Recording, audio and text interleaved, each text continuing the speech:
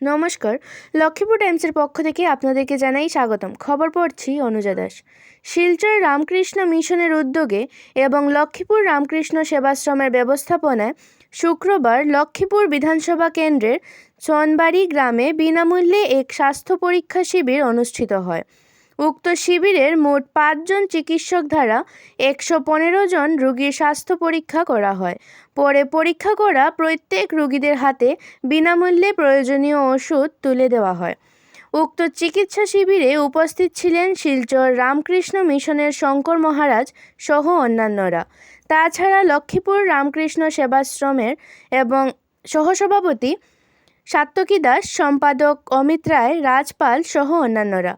লক্ষ্মীপুর রামকৃষ্ণ সেবাশ্রমের সহসভাপতি সাত্তকী দাস জানান, আগামী দিনগুলিতে লক্ষ্মীপুর অঞ্চলের আরও গ্রামে এই ধরনের স্বাস্থ্য শিবির আয়োজন করার পরিকল্পনা রয়েছে।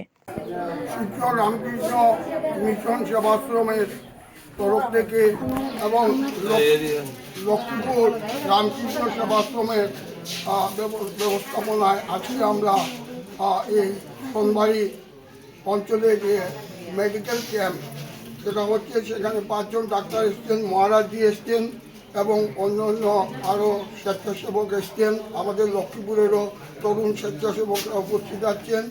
এখানে প্রায় শতাধিক আমাদের যারা বেনিফিশিয়ারি, যারা চিকিৎসা নিচ্ছেন, ডাক্তার দেখছেন এবং সাথে সাথে তাদেরকে প্রয়োজনীয় ঔষধ বিনামূল্যে দেওয়া হচ্ছে।